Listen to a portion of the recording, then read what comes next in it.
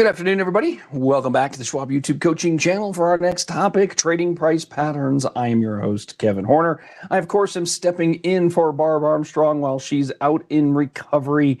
We'll be having Barb back in about another month or so, about 5 to 6 weeks, actually. But in the meantime, you've got me working through the discussion on price patterns. Got some interesting stuff to cover with you all today.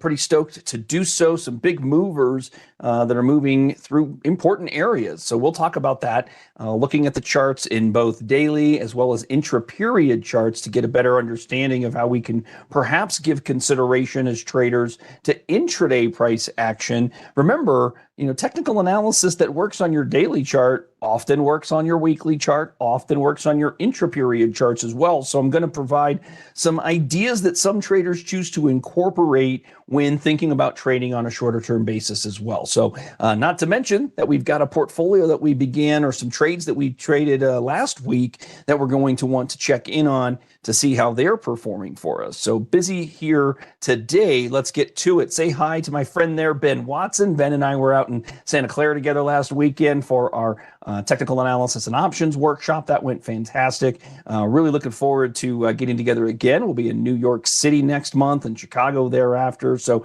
Ben and I are out and about amongst all of you. If you have a chance to come visit us at the events, we'd love to see you there. Looks like Chicago is the next one that's available. New York's registration is already filled up, but if you're going to be available in the Schaumburg area, we'd love to see you there. Check us out at schwab.com/coaching, everybody. And of course, remember to follow Ben and me on X, Ben Watson CS, Kevin Horner CS, and don't forget to be sure you're subscribed to the Schwab YouTube coaching channel here. Now, let's cover our disclosures and we'll get into the fun stuff. Remember that our conversation here is exclusively for your information and your education. We do not make recommendations here. We do not endorse a specific approach or strategy to trading the market. We will talk technical analysis, though, today. In doing so, we'll share some concepts and ideas traders might choose to employ, but none of these ideas and concepts are strategies that we recommend per se, so please bear that in mind. And of course, we're going to discuss options as well. A couple of key components about options. Number one, these are, of course, not appropriate for all investors. They do carry a higher level of risk, and you do need to be approved on each account in which you might like to trade options here at Schwab. You can maintain separate approval levels on each of those accounts, and additionally, you'll want to be familiar with the characteristics and risks of standardized options. We can always provide you that document with a quick call to our service team. We are available for you 24/7 every day of the year. Now, one other key component as it relates to options, everybody, we work in a paper money version of the account here in thinkorswim desktop. But it's important to know that when you are short contracts in paper money, you have the obligation, of course, to take on stock or deliver stock whenever you sell options as an opening transaction. But in paper money, you will not get an early assignment. However, you should not take that to mean you can't be assigned early in real money trading, of course, because you absolutely can. When you are short a contract, whether a call or a put as an opening transaction, your obligation is to deliver stock or accept stock, and that can happen in advance of expiration. It can also happen even if your contract is not in the money. So please be aware of that. And of course, if those are things you have questions about, give a call to our trade desk and mention that you'd like to talk about some of these details and mechanics of options. All right, so in terms of an agenda, well, actually the agenda is completely skewed, so we'll move on. And I don't have a good slide for our upcoming event. I apologize, but we're going to jump right in to look at some examples here today. We're, of course, going to lead off. I've got the S&P 500 up here. Pretty interesting start with today's price action. If today were to finish like this, I think a lot of traders would be pretty pleased with the bounce we've seen here. Notice the low today, coincident with the low back on July 7, and we got a bounce here. And that means kind of uncertain as to whether we're getting the true pullback or not. So the S&P is trying to show some strength in here. maintaining the 20-day moving average. I think we're probably right about at the 10-day moving average here. Let's just see where that lines up. Yeah, we are pretty much right on it. The 10-day is 62.53.11, and it is now last traded at 62.52.84, 76, 69, etc. So we are right at that 10-day moving average. Kind of an interesting development, but not a lot of action, nothing to do at this point for a lot of SPX traders, because simply put, we're maintaining the trend. And of course, many trend traders are going to wait and see how the closing value might look here today. All right, so let's talk about a couple of stocks that are moving today that could be giving traders some opportunities. We are going to start with a couple of new position opportunities for us to build example trades. We'll see if that makes sense. We'll see how that plays. And then, of course, like I mentioned, we've got those trades we looked at and built last week. We're going to want to check in on and see if we need to make some adjustments there. So let's pull up. One of these is Circle. Now, what's interesting to me about Circle is its very limited window of time to really get a feel for what's happening in here. As you can see, the 10 and 20-day moving averages are kind of small because we've not had a whole lot of price action here. The stock just debuted in early June, of course, and it has been going like gangbusters. Now, what I found to be pretty interesting as I was looking at this actually just yesterday is the opportunity might not be as visible in a daily chart like this, and it can be a little difficult to understand where prices are going to encourage traders to be buyers or maybe sellers given the new trend. So what I had done was moved into and off of the daily chart into a 4-hour chart. And I had been monitoring essentially these little uptrend lines and this that uptrend line and this downtrend line. Basically, what we'd had was a bit of a consolidation triangle, and it was unclear whether we were going to break that to the upside or break that to the downside. And one of the ways that a lot of traders are going to approach a decision like this is to simply sit on their hands, be patient, and allow a breakout to occur before establishing a position. And of course, this brings us right back to a very familiar concept that you're going to hear in this class and in just about every other segment that I host, which is having a thesis, an understanding of what you think may happen with a given security or the broader indexes, whatever is going to aid you in making an informed decision. Lay those ideas out for yourself.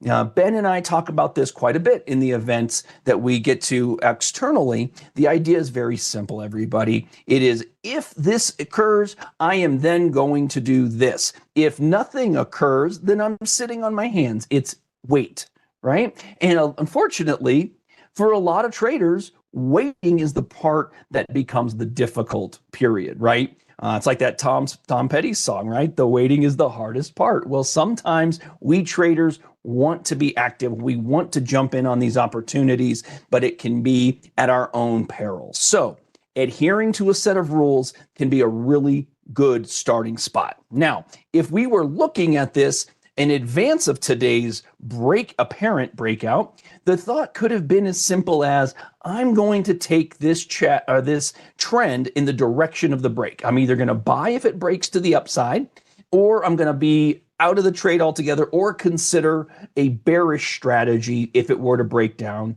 to the downside.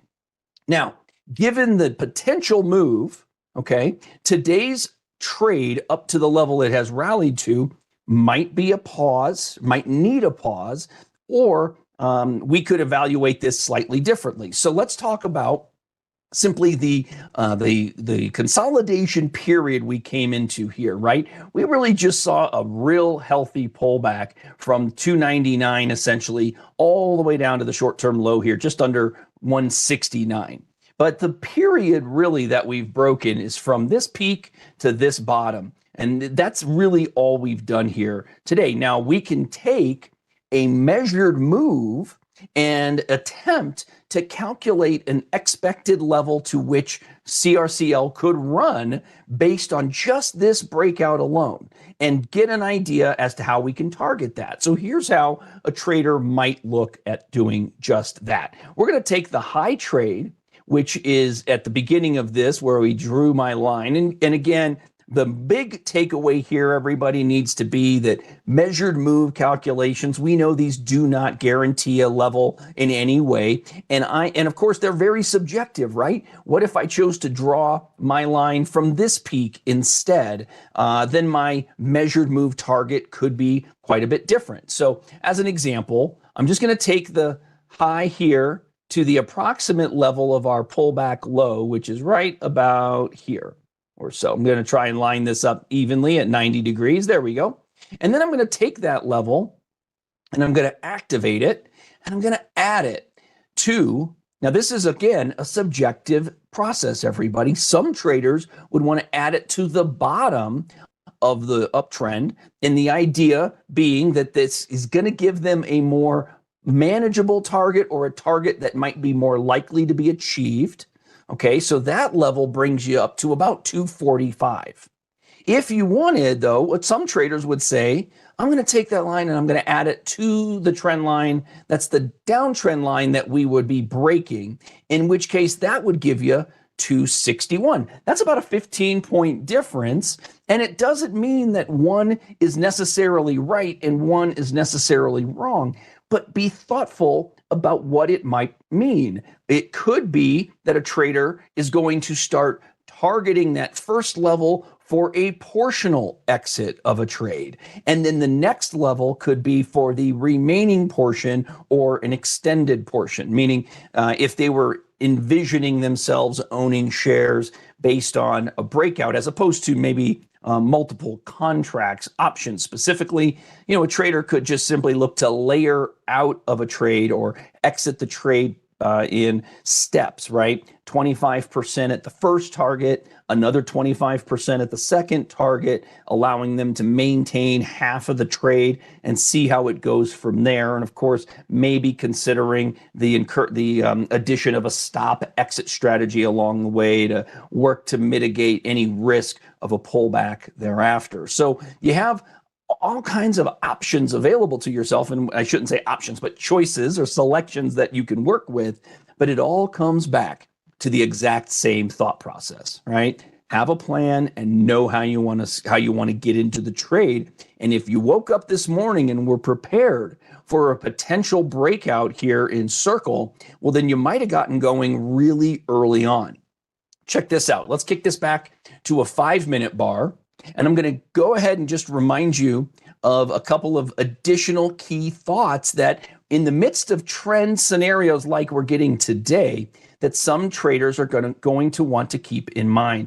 And that's just look at the open trade here and what price action has given us throughout the morning. Now, I've cut off the most recent hour or two here just to illustrate, but the initial enthusiasm in the move today got started. We opened above our pivot. In fact, this is our pivot point, the intraday level, 195.43, basically the average of yesterday's open, high, low, and close, giving us an expected equilibrium price around which traders could expect it to trade today.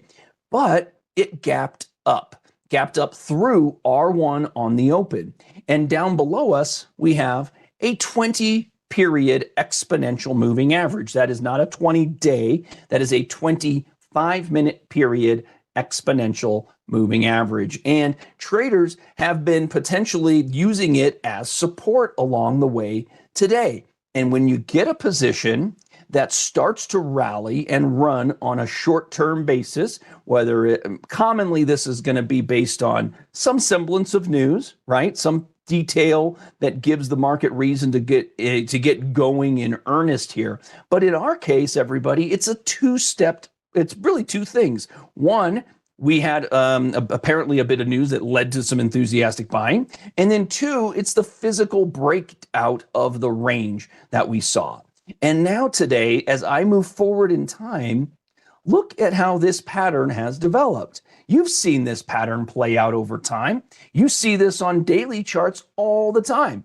But did you know that you can pull your charts back into shorter term windows and apply the detail that you have, and your familiarity in monitoring daily charts can be applied to your intra-period charts as well. So yeah, we're still on this 5-minute bar, and look at what has occurred every step of the way today.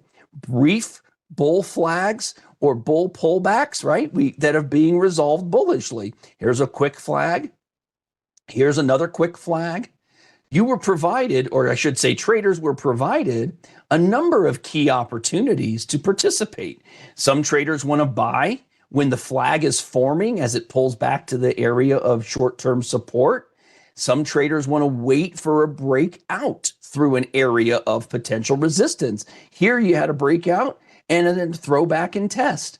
I can't really say for sure, Frankie, but I'm going to say, at least as it relates today, in looking at Circle, it looks like the 20-period exponential moving average has been consistent to this point today. That doesn't mean it's proper, doesn't mean it's the right one. It means it's the one that's working at this moment for Circle specifically. Now, this is a concept that some traders will carry from one stock to the next, but as always, what's incumbent on us as traders is to define our plan and stick to that plan, right? Give yourself the playbook and then follow the playbook every step of the way. So now, if you're a trader who is playing Circle at this point along the way, something different would be a trade below the 20-day moving average, or the 20-period exponential moving average here.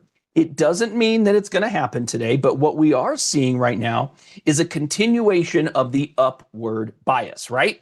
Breakout, tested the resistance at the R3 level today, pull back to the 20-period EMA, and it's trying to move higher again. Here we are back to a new intra-period high, okay? So this is an intriguing development for traders based on what action we're getting out of this today and the consistency of the 20-period exponential moving average. Now, I wanted to talk about this trade more than anything else. The momentum here is substantial, as we see.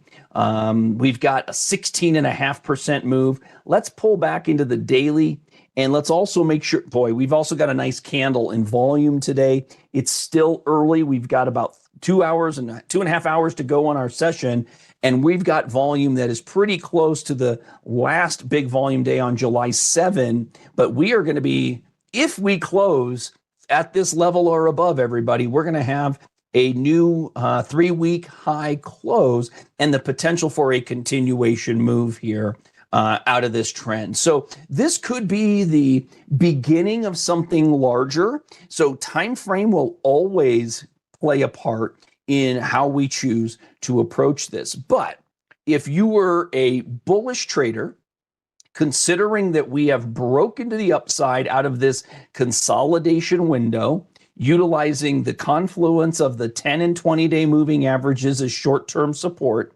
some traders might say that this is an opportunity to play this move over, say, I don't know, 1 to 3 weeks as an example. And that could certainly give traders something to work with. So a trader could get started just by understanding the opportunity and a potential breakout and start with shares. Some of you other traders might say, I'd rather go with a risk-defined approach, buy a shorter-term call option and maybe sell a shorter-term call above that, building a long call vertical spread, which certainly could be an availability as well. Now, of course, the interesting thing about this, anytime we talk about building a long call vertical, we often hear, hey, why not just buy the long call? And that's always an availability, right? And as you'll see in a minute, when we look at our example portfolio, we have a trade that if we just would have placed the long call instead of the long call vertical, we would have a better level of returns, but we also would have spent more to do it. So commonly, The vertical, where we go long one contract and short one above, where we're essentially capping our upside, is one that traders will incorporate because it is just a little bit more comfortable for them. Doesn't mean it's right for everybody, of course, but it does mean that it's right for some traders, and they're more pleased with the idea that by capping upside, they are able to spend less on the original trade. So if we wanted to be bullish here, everybody, one final level of note that I've got to call out is the extended highs here. We had a high on June 25 at 227.5, 226.95, and about 224. So if I was to just flatten this line out so that we incorporate those highs, we could be at a spot where a pause could come into play in the near term, right? In the short term. But I think a lot of traders are going to be enthused by the size of the candle today, working through these recent highs and doing so on a nice increased volume relative to average here. All right, so this is a positive development in the eyes of many bullish traders, but let's talk about it from a standpoint of putting on a vertical opportunity here. And I'm going to slide over to the trade tab for CRCL. We're going to go out a couple of weeks because we want to have an ample opportunity to discuss this in the future. So let's look out to that August 1 window, and we're going to find high value premiums here, right? At the money at 227 on a day like today where you're moving 30 plus points and 17%, your premiums are going to be pricey. But this is, again, another reason why a trader would say, I'm going to incorporate a vertical spread with a limit. I'm going to limit my upside, and that's going to reduce my cost quite nicely. So if a trader were to lean in here, remember a couple of the key components. We want to work with contracts that are going to be active enough, right? We want to be fishing in a deep pond, a large pond, to find our opportunity so that we can exit anything that we put in place. So if we were thinking about it and we're trading at 227, the one consideration that I think a lot of traders give thought to is, should I own a higher delta call, something that's going to move more close to dollar for dollar as the stock moves up? And that might be a delta beyond, say, 60. Remember, delta implies the dollar for dollar move, or what the movement in the option is, relative to a dollar move in the underlying stock. It's also the percentage that some traders think of it as the percentage of likelihood that the stock is going to be in the money at expiration. But in the money at expiration, in this case, everybody, as I'm looking at the 220 call, just means at 220 and 1 cent. So don't be misled thinking that, 60% likelihood of being in the money at expiration. That doesn't mean that all that value that I'm spending to acquire a 220 call is all going to be there at expiration. Okay, so it's important to keep that in mind. Now, beyond that, everybody, remember, if we are looking to build a spread, then the net cost to us, or rather the spread discrepancy, the initial strike, our long strike, and our short strike will define our maximum gain opportunity. So if we're thinking that the stock can move from, for example, the high of 225, and we think it can add the height of the range we've broken here, we could be targeting that 265 to 275 area to the upside. But a lot of traders, once more, are going to be thinking about capping that upside, not going too optimistic to our target zone, right? Just building a trade that's going to give you the majority of a move or a big chunk of the move to be profitable. Remember, we don't want to select strike prices that are at our best case scenarios. We want to select strike prices that are going to be more likely to be achieved so that we can earn the return we're looking for. So if we went with something like the 220 call for the long side and out to maybe, let's see, how about 240? So I'm going to go ahead and hold down my control button and click the bid on the 240. That's a $20 spread All right. So that would be our maximum profit would be 20 points minus the amount we put on the trade. In this case, our ballpark is around $8 down to 7.5. And we can, of course, put a limitation on that at 750, see if we get in there. But remember, that would be about $1,250 of potential profit if the stock were to be above 240 on expiration Friday. Both contracts would need to be in the money for us to walk away with our max gain on expiration Friday. But a lot of traders will look to close these out a little bit early if given the chance. You'll notice that this is volatile. My midpoint natural points are moving quite actively. So 750 might be the mid, but we might really be more likely to get execution at about 8. So let's go ahead and put this example on and let's see it. We'll check this out next week and the week after and see if we have a legitimate opportunity here. But a reminder, as an example, the reason for the example trade on this one today is breaking out of that consolidation range and implying additional upside in the near term that we're going to try and capitalize on. Hopefully it'll run, but if not, we know that stepping into this trade, that our max profit will be about that $1,200 since we're willing to spend $8, but our max loss would be the $800 approximately. That's assuming that we don't end up utilizing the long call to assign or exercise and take on shares of stock, in which case our max loss could definitely shift. But on the option trade itself, $800 max loss, $1,200 max gain on the trade. So we'll go ahead and see how that works out, everybody. All right, there we go. We got into it. Excellent. That'll be in our monitor page. And then, of course, it initially pops up in my unallocated, and I'm going to move it to my trading price patterns group. And then we're going to come back here and talk about these momentarily. Now, another one that is moving today, everybody, that once more you may have needed to build a thesis and have some ideas how you might want to approach it is Rigetti, one of these quantum stocks making a big move today. So let's talk about what's been going on here. I don't have a whole lot on my chart that would define it, but I have been monitoring, keeping a close eye on this because the level from which it's been beaten back before was right around 14. These extended highs sometimes can be a little tricky, and some traders will just shift off of their standard candles to like the line chart so that you can get the closing line. And then that can be a little more obvious for us. So here's where I was kind of keeping an eye on things. And I think a lot of traders were, everybody. You see, we've got this $14 level, and we've got this nice little uptrend that's been working. So if you drew it like this, or if you drew it like this, all of that would be considered to be valid in many cases.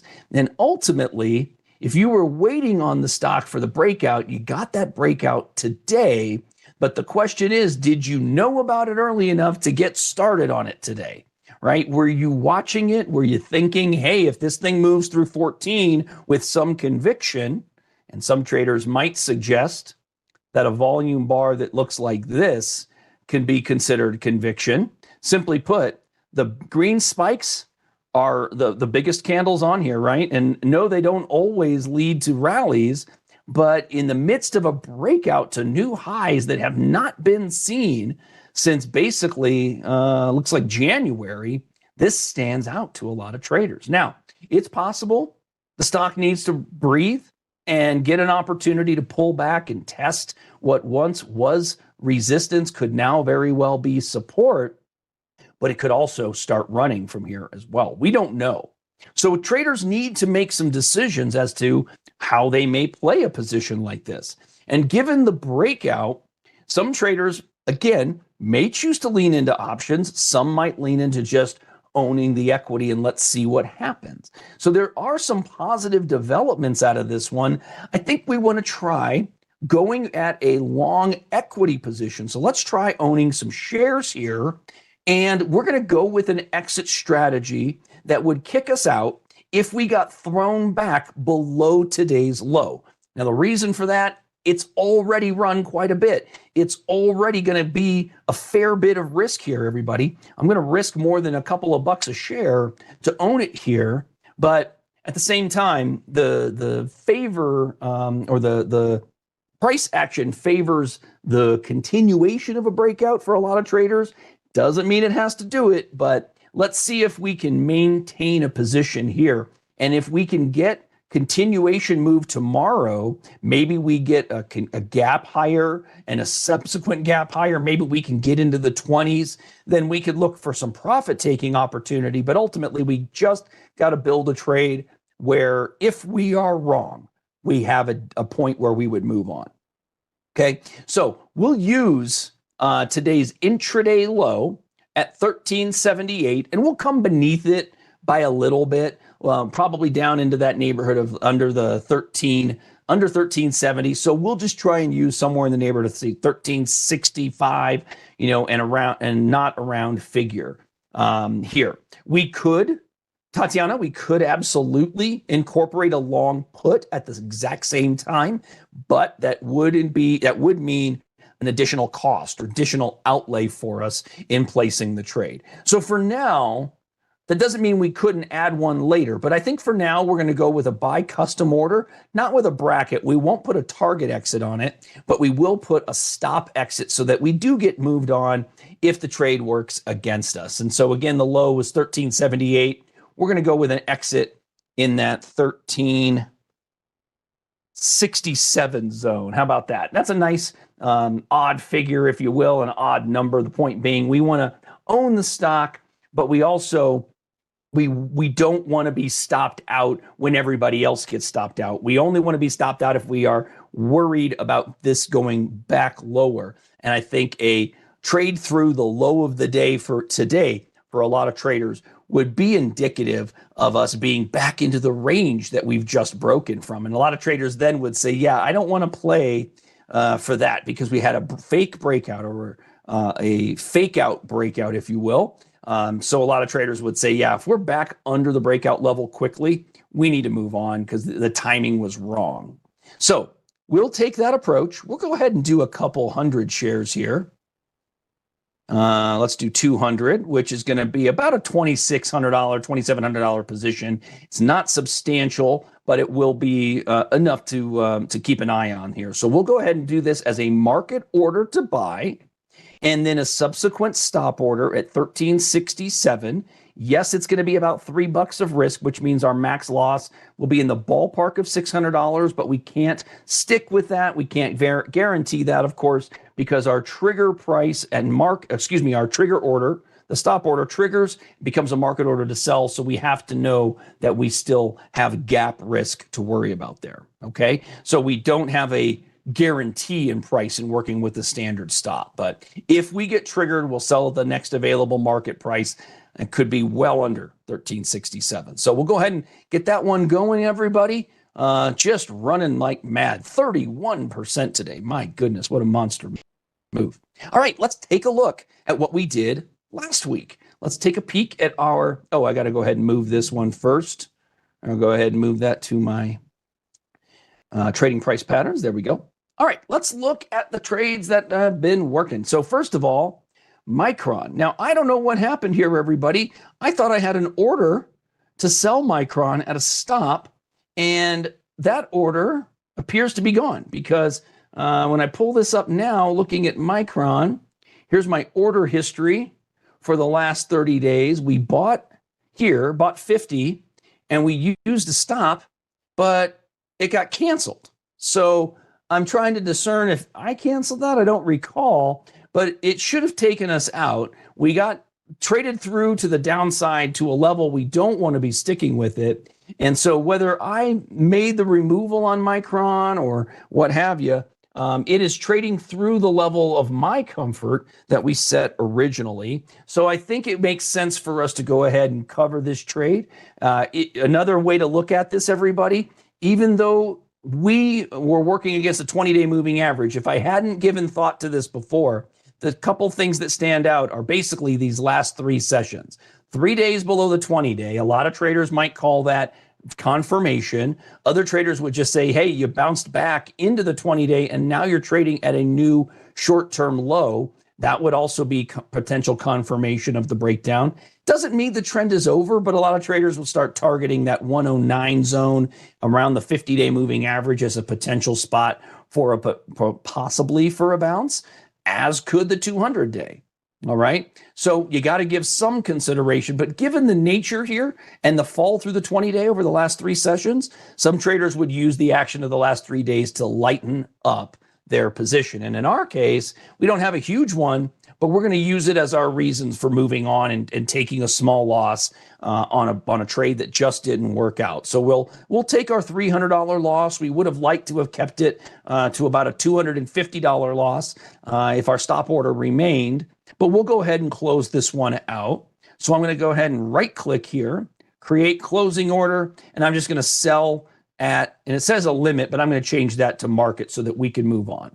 All right. So we're just moving on from a bum trade. It happens from time to time. That's the occupational hazard of being a trader, everybody. Remember, all traders take losses. The key is, are they proper losses? Are they losses with which we have comfort? Are they losses at amounts with which we have comfort? Big component to being a trader, of course. All right, let's peek in on the two that the other two that we have. We have a CoreWeave vertical put spread here. So we sold the 145 put and bought the 125 put. So we have basically put ourselves in position to profit as CoreWeave moves higher, basically stating the reminder, when you sell a put spread like this, this is a bullish strategy. Now, our overall trade is in a loss at this moment. Let's take a peek at CoreWeave on the chart. All right, so we have an exit strategy here. All right, so we can get we have a stop order in to buy back the vertical here, 145, 125 at 18. If we go back to our page, we did originally, let's see, I want to see the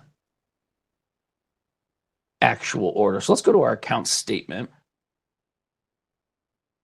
And this way we can look at the specifics on CoreWeave. So here we go.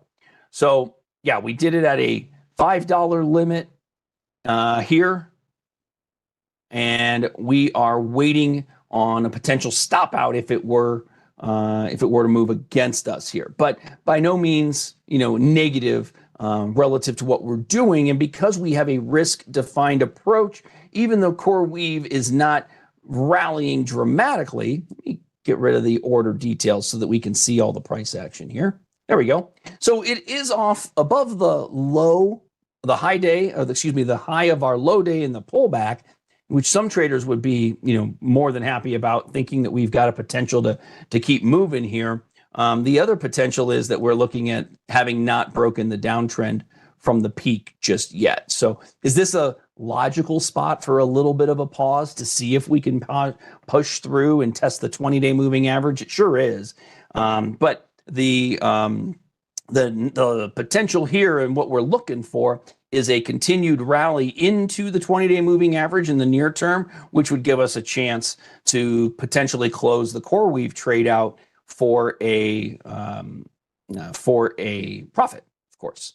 So for now, we'll stay static there on CoreWeave. Let's check out Coinbase. This is a pretty good example of of how some traders will build the trade feeling really good about it. Look at us, we've got wonderful profit, $977. But if we didn't cover the long call that we have at 355 with the 375 short call, which of course defines our risk, right? It puts us in a risk-defined trade, so we know up front what our best case and worst case is.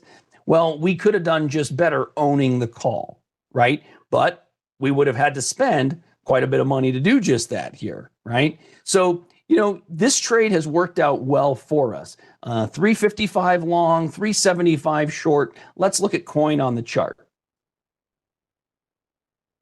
So here today, we are at 404 and change. So we have moved through our short strike by about $30, okay? Is there, in the eyes of all of you viewers, a reason to stick with this trade now? Anyone? I'll give you a couple of seconds to think about it. And while you're thinking about it, everybody, I'll remind you we do have a survey opportunity in the chat. Thank you, Ben, for reposting that. We always love your feedback, obviously. And being that I'm doing the segment here for Barb in her stead, your feedback is invaluable to me. So I would love to hear from you. If you take 2 minutes to let me know your thoughts on the segment here, that would be really helpful for me as I'll be managing this for the next 4 to 5 weeks still. So love to hear from you there. But is there any benefit, because we are in a 355, 375 spread and we are 30 points above our short call? Is there any reason to stay with the trade now and stay gold? I would agree with you. Many traders would look at this and say, all right, our move has occurred. Let's take our trade off and let's look at another opportunity. And I think that makes a lot of sense under the circumstances here. Doesn't mean you might not, doesn't mean you need to put something else into coin immediately, of course. Just means that our trade has pretty much run its course and we're going to walk away with what is essentially our maximum gain. So I'm going in here to the coin trade. I'm going to get to the vertical right here. I'm going to right click and create closing order. Now look at my alternatives, everybody. If, for example, a trader wanted to just cover one leg, they could just cover one leg. In our case, there's no merit to doing just that. So we'll go ahead, sell the whole vertical spread itself at the approximate basic midpoint here. All right. We'll be happy to take 1922 and get our max gain essentially from the trade and move on. So we'll take $1,000 if we can get it. There we go. We've moved on from coin, but that trade worked out beautifully for us and is a revisit of what put us in the trade, everybody. It was the bull flag and then the trading outside of the bull flag. Remember, one key component that I think a lot of traders get hung up on is that, well, it broke the bull flag, but it didn't move immediately. You're absolutely right. It needed a couple of days to make that move higher. And you got it here. I mean, day 1, 2, 3, 4, 5. So we talked about it right back here, right? And said, hey, we may have a trade to consider. But as the reminder, when we put on the 355, 375 trade, again, that was not based on absolute levels we think we can achieve, like not the extended highs we think we can get to, but rather levels that can be more easily achieved for a profitable trade. And that's why a $20 spread is pretty solid relative to the price per share here. And when I say solid, I'm just talking about, $20 on a $350 stock is not a big move required. If you went with a much larger spread, or if you went more at the time further out the money, say, a 375, 400 spread, a $25 discrepancy, having started out the money would have been a cheaper plan, but also would have been less likely to be achieved. Okay, so that's how we ended up where we did on the coin trade. Happy that it worked in our favor as an example, and we were able to take some profits on that one. So next week we will come back, of course, have some new example trades. I imagine some of those examples are going to potentially remain on the bullish side, and we'll review our existing trading price pattern breakdown here and see where we go from here. I'm going to go ahead and I always like to eliminate or move it to the group that is unallocated as soon as I move on from the trade, so it's no longer impacting my bottom line details here. But now we've got something to look at, everybody, for next week's class, and I will certainly be back with you then. We'll go through Circle, we'll look at CoreWeave again, and we'll look at Rigetti, the new trade we've put on here today, and see if we've got another opportunity thereafter. So we will wrap it up there, everybody. As always, I love hearing from you. So please take a minute, click that link here for the survey. That's going to open in a new browser window for you. And then you can give us a score. You can give us some notes, whatever you might like. I would appreciate it. Take another minute. Follow Ben and me on X, Ben Watson CS, Kevin Horner CS. And if you liked the segment today, hit that thumbs up button down below. That'll help me out, of course. And then lastly, make sure you're looking out for us in the events, everybody. Schwab.com/coaching. So you can check the live event calendar. Like I said, registration for New York City is already closed. Unfortunately, we are at capacity, but Chicago and our subsequent events thereafter do remain open. So check those out, everybody. And with that, I'll wrap it here. Have a great rest of your Wednesday. I look forward to seeing you all again real soon.